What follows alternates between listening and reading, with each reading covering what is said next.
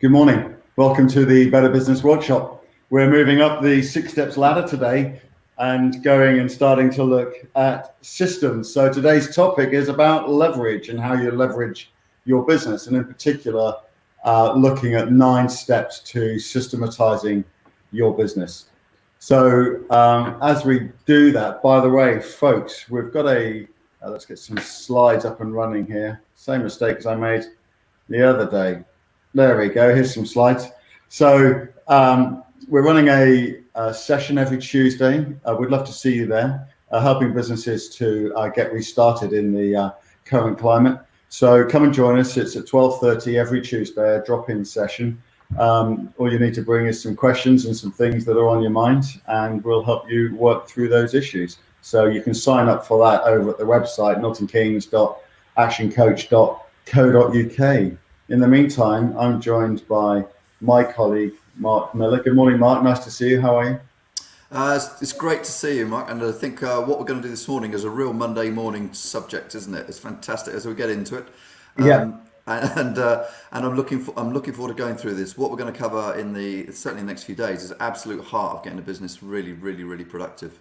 So it's about getting a business that works without you, right? And the way that you do that is to have systems, Mark. Yeah. So what do we mean by a system?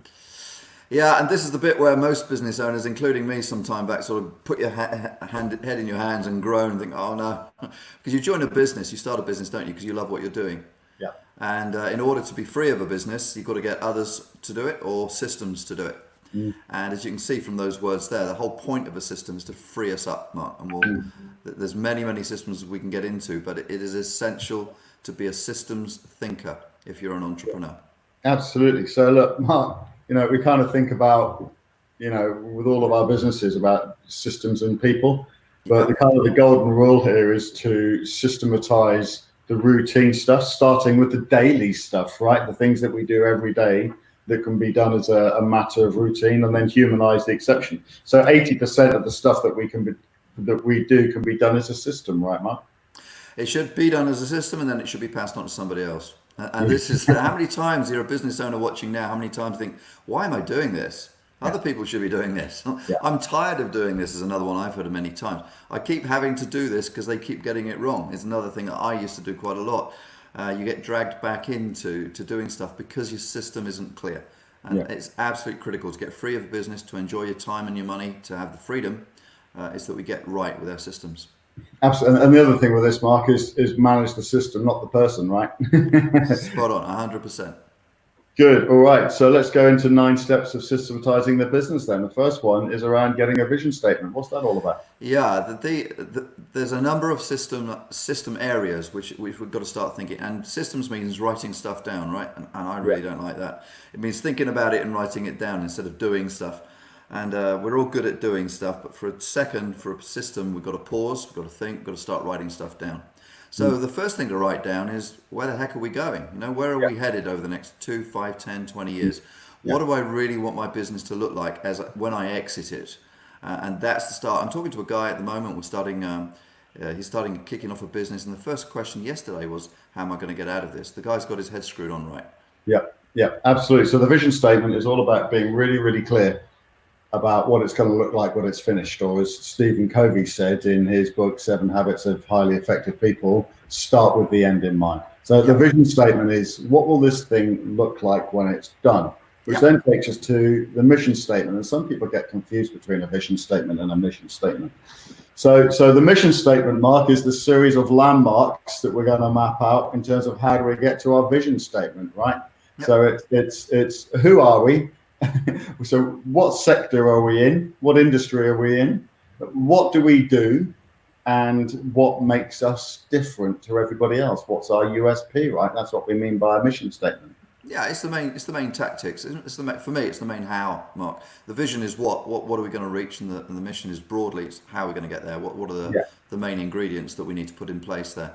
And it's so important to do this because you're starting to look at systems already. Once you've done your mission statement, you're starting to think, this little area here, for example, marketing or sales or product development, I should get a system together for this as soon as I can. Good. All right. So we got vision and mission. The next bit is how we're going to do it. So our culture statement, right? So with an action coach, we have 14 points of culture. They're over on the website. But this is your values, right? This is how you're going to get stuff done, and when you start to build teams, how you expect your teams to act, right? Yeah, and it's so important. The main importance, Mark, that I found is for marketing. How are you going to look different? How are you going to feel different? Mm, How's yeah. the website, the brochures, the contact points going to feel different? Mm, And if you give a designer your culture statement, the designer can take your culture statement and produce your website, your PR materials in the light of reflecting your culture. You can get your people to talk about your culture. yeah. Your culture is very, very important for communication. Absolutely. It sets the tone of voice, right? So the next one is set some goals. So Yeah. again, if you're going to click, you need to kind of start quantifying stuff, right? Yeah, specific, measurable, achievable, realistic with timescales. We've all gone this many, many times, and we all nod. We go, yeah, yeah, yeah. Smart goals. We heard about that. But if you are really rigorous about writing the goals out in terms of specific and measurable, achievable, realistic with timescales, then you start getting a bit of pressure on yourself. As I've written this thing down, I'm not achieving it. I really need to start achieving it. So it's a very powerful thing. Certainly, if you've got teams, get them to write and help them to write very, very clear, smart goals. Good, right. So we've got some clear goals now. This is going to be a bit of an odd one if you're a solopreneur. And then often people say to me, well, hang on, if I do an organization chart, I'm the only person in the business. I'm going to put my name in all of the boxes. Yeah, absolutely you are, right? So every organization has typically 4 or 5 main functions, Mark, don't they? Finance, sales, marketing, operations are kind of the 4 main ones. But ultimately, as you start to grow your business and to have a business that works without you, you need to figure out who you're going to bring in to help you make that business work, right? Yeah, and if you can draw the organization chart that you're aiming at, certainly by the end, you want a rough idea of your organization chart. But then bring it, say in a couple of years, what's it going to look like? In a year, what's it going to look like? Working with a guy developing a technology company at the moment, that's exactly what we're doing. So the organization chart is a kind of an aim. It doesn't have to be a description just of now. It's where are we headed with this organization? Absolutely. So, we often advise our clients, have an organization chart that kind of matches your vision statement. So, you might have 3 organization charts. One is where are you now, and your name may be in all the boxes.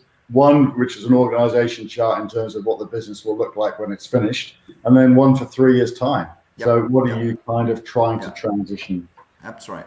towards? And then the next part, Mark, is JDs. Yeah, So job job descriptions. descriptions. I always thought these were really painful, but actually it's because I was complicating it. And if you can simplify it, small paragraph, a number of bullet points, that's about it. That's all you need. Half a page to 1 page is quite adequate for a JD.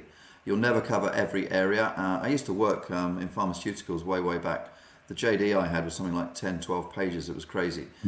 Simple sheets of paper to describe what the job functions and output is of each job and the measurables for each job. Good, right. So once we've got some JDs, we need some what? KPIs. Yeah, key performance indicators. We've mentioned this in a previous webinar, Mark, I think. But these are the measures in the business, the key numbers that if I hit these numbers, we're doing fine. So they could be the number of sales, number of new customers, number of recruits. It could be the number of the turnover of products. Could be product development cycle.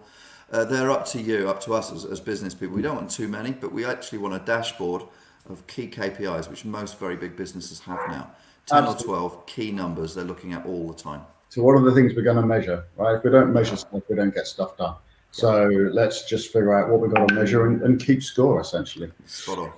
8 is how-to system. So this is process, right? How does stuff get done? This is back to systematizing stuff. Yeah, and you gave an example, Mark. You perhaps illuminate that very quickly about the guy you were working with who wrote quite a lot of how-to manuals for his business and completely changed his business. Yeah, absolutely. A guy, business we work with, started his business on his own, as most people do. And from the get-go, I said to him, make sure you figure out. He did all of this stuff. He did all of his systems, and he wrote down all the processes. What that meant was, as he grew, he got growth at a rate that he could not have expected, and so he had to start hiring people. And as he was starting to hire people, he already had the systems and processes in place, so he could bring people on board much quicker, and it enabled him to scale his business at a much faster rate.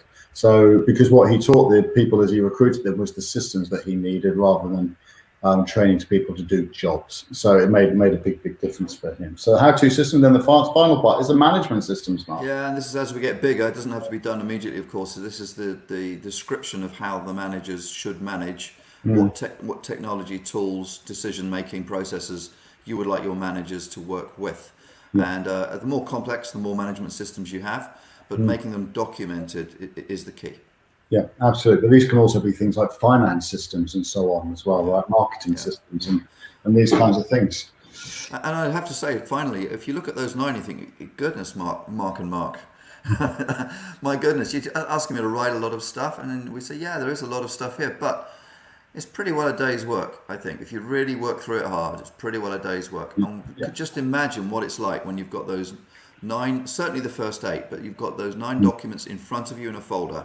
Right, I've actually described my business. I've actually described where I'm going with this.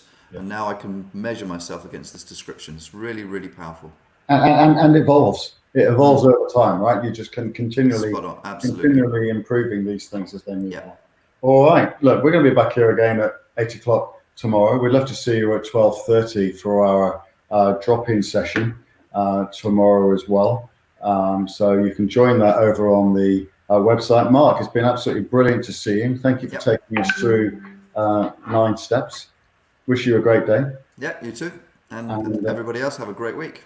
And look forward to seeing you again tomorrow morning at 8 o'clock. Cheers, Mark. Super.